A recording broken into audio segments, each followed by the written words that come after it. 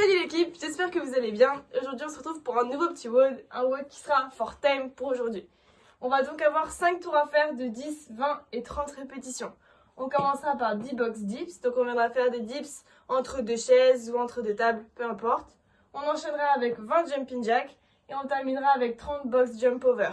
Donc on viendra sauter sur une surface, redescendre de l'autre côté 30 fois. Si jamais on n'a pas de surface assez stable pour pouvoir sauter dessus sans risquer de mourir aujourd'hui, on pourra faire des sauts groupés au-dessus d'un objet. Pour tout ce qui est des adaptations, je vais tout vous marquer en bas dans la description. Je vous fais juste un petit rappel. La première solution aujourd'hui, ce sera de réduire le volume du WOD, c'est-à-dire de réduire le nombre de répétitions sur les box dips et sur les box jump over. La deuxième solution, ce sera d'adapter les mouvements. Donc à la place de faire des box dips, on fera des chair dips. Pardon pour l'accent.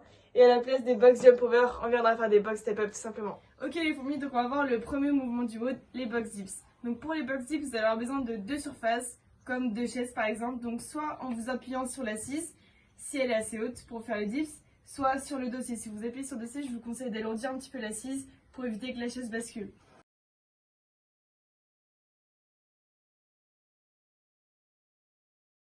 Vous pouvez aussi faire ce mouvement sur deux tables si elles sont à la même hauteur, ou sur un plan de travail qui fait un angle droit par exemple.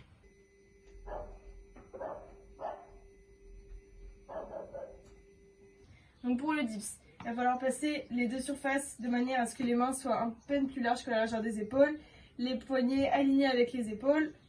Hop.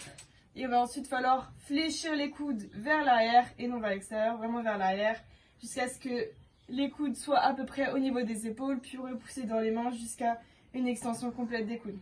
Ce qui va donner...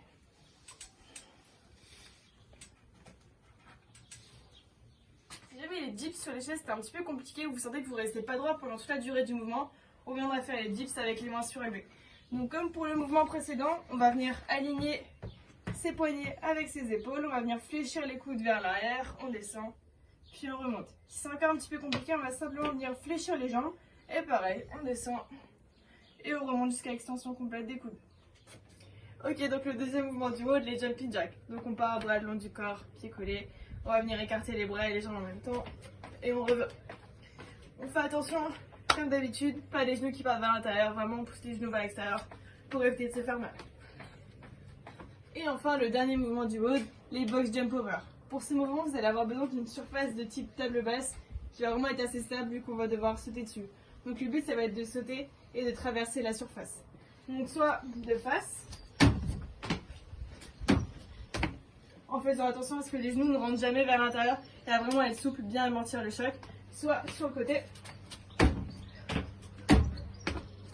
Si jamais on a une petite appréhension à sauter sur la surface, on pourra le faire en step over, en faisant le demi-tour en haut de la surface et à redescendre vers l'arrière pour ne pas se blesser au niveau des genoux. Si jamais vous n'avez pas une structure qui est assez stable pour vous faire les mouvements que je viens de vous montrer juste avant, on pourra prendre un objet et venir sauter par-dessus cet objet de la même manière que si on avait la surface. Par exemple, vous pouvez prendre quelques petits rouleaux de papier toilette et on pourra venir sauter dessus. On amortit bien la chute. On fait attention à ce que les genoux ne partent pas vers l'intérieur. On peut partir de profil ou en face de l'objet. Du coup les gars, petit rappel, WOD for time, donc à faire le plus rapidement possible, 5 tours, 10 box dips, 20 jumping jack, 30 sauts au-dessus du PQ ou sur la surface. Et n'hésitez pas à mettre en commentaire le temps que vous avez mis et mettez les photos de vos forteresses de papier toilette. La plus belle forteresse aura une petite surprise.